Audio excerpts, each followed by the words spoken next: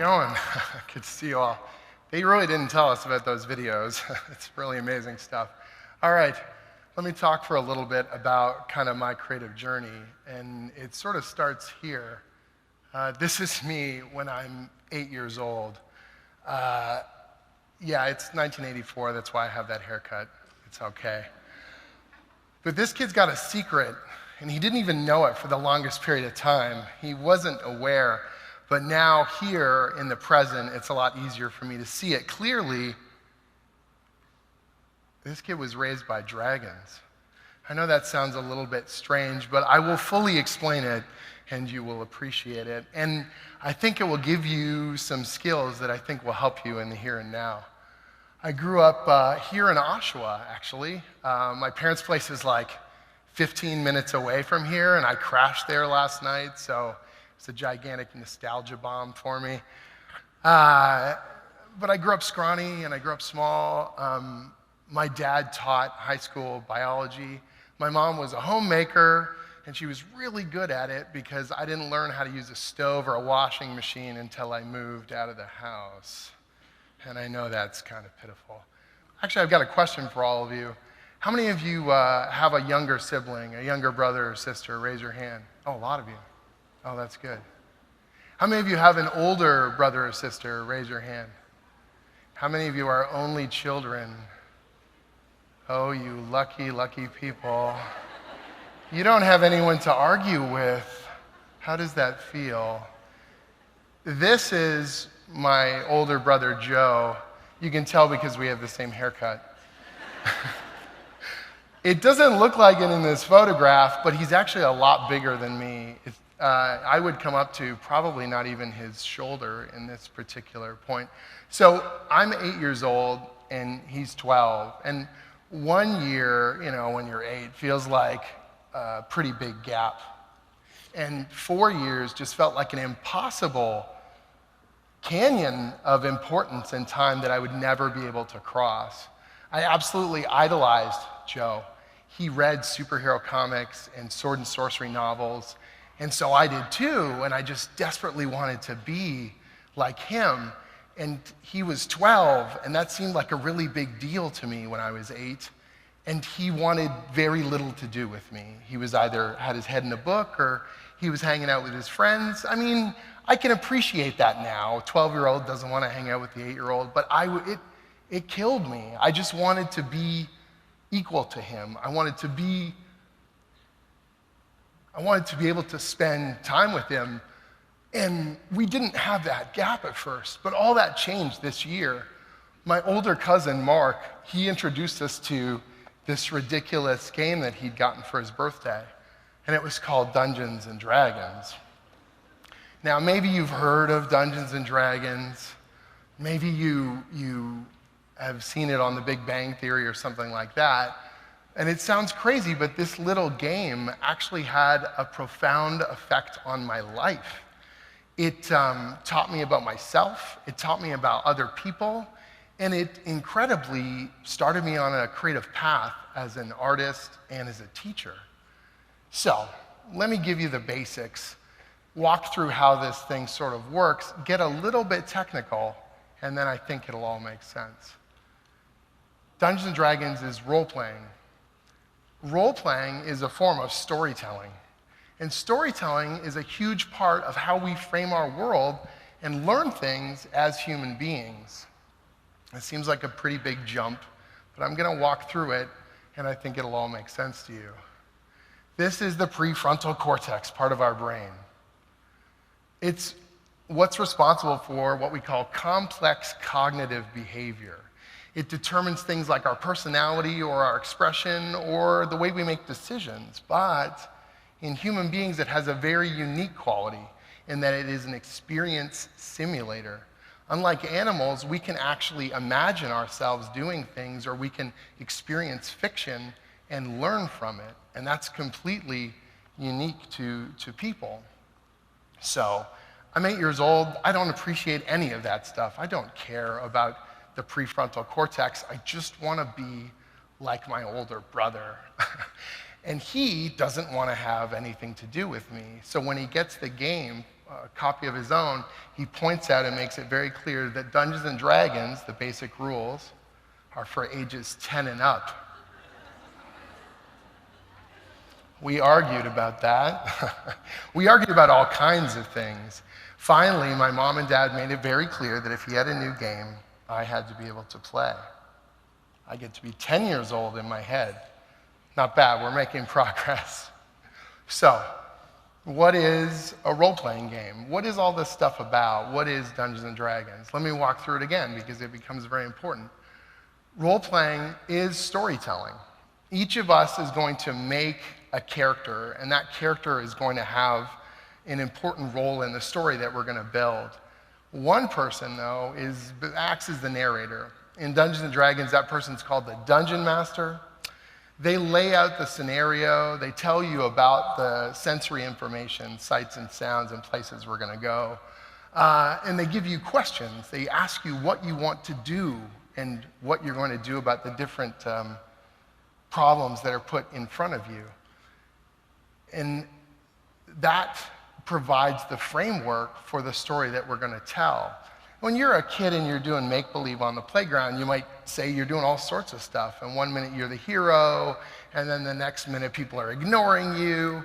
But in Dungeons and Dragons and other role-playing games, there's a framework for this narration. There's a way to move the story forward, and we all get to have a part of it. Now, even the Dungeon Master doesn't know with 100% certainty how it's going to all play out. And the reason why is because, like a board game, there's a random element inserted into it with dice. Different sided dice, different probabilities based on what the difficulty of the problem put before you is. So what makes this game unique is we're all collaborating and we're building this story, but none of us know what it's going to be until we discover it together. And that's the real key there, because we have to work together in order to do this thing. So Dungeons and Dragons kind of changed my life, and it gave me 3 important skills that would carry on to everything that I do in the here and now. The first one of those is collaboration. Joe had to work with me, okay? And for the very first time, he had to listen to my voice. He had to hear me and give me a chance to speak for myself. And I had to listen to him and the ideas that he had as well. We collaborated together to build this story. And I can't properly explain to you how empowering that was to me, how incredible an experience it was to say something really confident and have him respond instantly, or say something really funny and have him laugh at my words. For the very first time, we were standing as equals and we were doing something together, building that story, going on an adventure. And at that moment, as crazy as it sounds, I knew that I wanted to tell stories and entertain people for the rest of my life. Those dragons, unlocked something creative inside of me, and they bridged the impossible gap with my brother, and that was really special to me.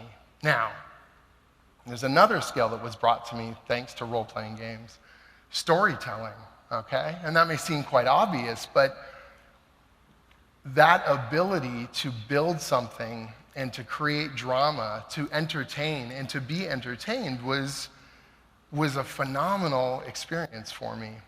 All of you right now are going through a phase in your life, and you will go through multiple phases throughout your life. Phases where you feel good about yourself, where you feel confident. Phases where you're unsure of what to do next, or imagining what life might be like if you did something a little bit different. Role-playing games gave me the chance and a safe space to explore things without the fear of failure, without the fear of embarrassing myself in front of my peers. I could be bolder, I could be louder, I could be funnier and wittier and stranger in their company, and all of a sudden, it felt okay. The very first time that I did something kind of devious and wrong, and I saw the negative results that cascaded out of it, I could experience that and learn from it without actually hurting people around me. The first time that I played a character of deep faith, and I had to address the story and the world in that same manner and think about, as crazy as it sounds, what someone nicer and more charitable than myself would do every single day in every single circumstance, rewired my brain to be a better person. It was like the ultimate life hack because it was someone else's life that I could think about and build upon. And that's empathy, the ability to share our emotions, the ability to feel other people's emotions and build upon it and grow from it. The fact that this is taking place in a fictional world doesn't really matter. If anything, that's better because it allows us to free ourselves from the mundane and to be bolder and more courageous and more heroic than we would on a day-to-day basis. I don't know if you've noticed, but the world outside can be really kind of oppressive and doesn't give us a lot of positive feedback about being bold or being courageous or speaking up. A lot of the time we spend is about avoiding embarrassment, about not doing things that could put us in a negative situation. The ability to reach out to someone else and connect with them, to build something new and creative with them is a very special thing. And that's really what role-playing games kind of taught me on a game-to-game basis. Every time that we sat down, there was something new that I could explore. So my brother goes off to university, and I have to pick up the mantle. Now I'm the narrator, I'm the dungeon master. And I reach out to my friends in high school, and we have our own regular group, and we're rolling the dice pretty much every week we can. At school, I feel really nervous and timid and afraid, but at the table with my friends, I'm bold and I'm witty and I'm funny and I'm engaging, all the kinds of things that I hoped I could become. Slowly but surely, I got to know myself better, and I got to know them better as well. All the characters we made, as much as they might be different, they contain facets of ourselves, things we wanted to explore or areas we wanted to build upon inside of ourselves. When I left high school, I learned how to use a stove and a washing machine. But I also desperately knew I didn't want to be the quiet and shy, scared kid that I was during high school. I wanted to be bold. I wanted to be courageous. I wanted to be the kind of person that could stand in front of a group of 800 people and talk about his nerdy pastime, and that would be okay. And then on a cold October night, I went downtown Toronto to meet a brand new group of gamers who had never met me before, and I walked in the door and started engaging with them, and the very first person I talked to at the very first game, many years later, would become my wife. The fact that she thought I was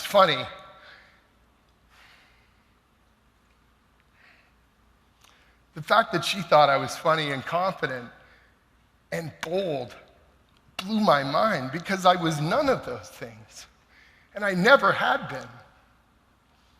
But I'd always been that person inside.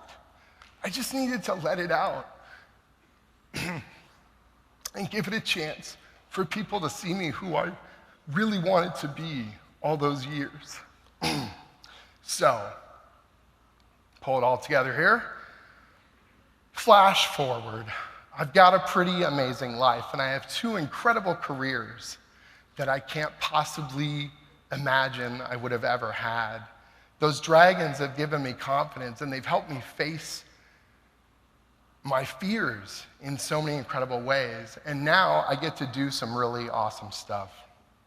For a living, I write comic books. That is a real job. Please tell my mother that. She actually had a funny joke where she would say to people, "Jim's a published author." It's true, but what she didn't tell them was, I write the Avengers. I've written Iron Man, Batman, Conan the Barbarian, Samurai Jack, and recently Miles Morales from Spider-Verse. Pretty good, right? Tell my 8-year-old self that. I've also had the chance to make completely original stories all my own and publish them and have people respond to them, which is really phenomenal. And in the strangest, impossible full circle, I now write the official comic for Dungeons & Dragons. That's worked out pretty well. It's obvious to me that playing the game makes me better at writing the comic book, but those skills, those 3 skills, still key into everything that I do. Collaboration. When we make a story together, when I work with my editor or co-writers or the art team on this book, we all have a part to play. Just because I'm writing the story doesn't mean it's all about me. Even if I'm the dungeon master who comes up with the scenario, all my players, everyone that I work with, gets to be a part of this story too. We're building a story. I have to empathize and I have to understand what these characters feel. I have to understand what their voices are, what their motivations are. I have to get out of myself and be a little bit of them. And that's where the empathy comes from. If you tell stories that are true, if you say something rich and emotional in the work that you create, people will feel it. They will connect with you and you will cross that gap and make something special. At the same time, I also teach up at Seneca College on the York University campus. I'm an instructor in the animation program. It's like a 3-year advanced diploma program. I work with over 150 students every year, and I teach courses in environmental design, character animation, and storytelling. It's all the same stuff. It's all the same skills. Every time I'm collaborating with my students, as much as I'm the teacher at the front of the room, I'm the dungeon master, I'm laying out the scenario for them and I'm teaching them lessons, they're also involved. They have to have a voice. They have to collaborate and build something. Storytelling is what we do in our program, but it's also the story of their own careers and the creative fires that I'm trying to stoke inside of them to be able to tell their own stories and build their own skills. Education is not just about information, and one of the most valuable things I've learned is that you are trying to create empathy when you teach. If I want you to remember something, really remember something, I don't just tell it to you, have you memorize it, and then regurgitate it back to me. That's not education. That's just memorization. If I want it to stick with you, if I want it to be a part of you from now on, I have to connect with you emotionally, make you feel something, and then it stays up here. That's what has helped me be a better teacher. Playing games, collaborating with other people, building something special. It feels like a secret weapon to me, like I've got this thing that no one else has. But I know that's not true, not even close. Millions of people play Dungeons & Dragons and other role-playing games.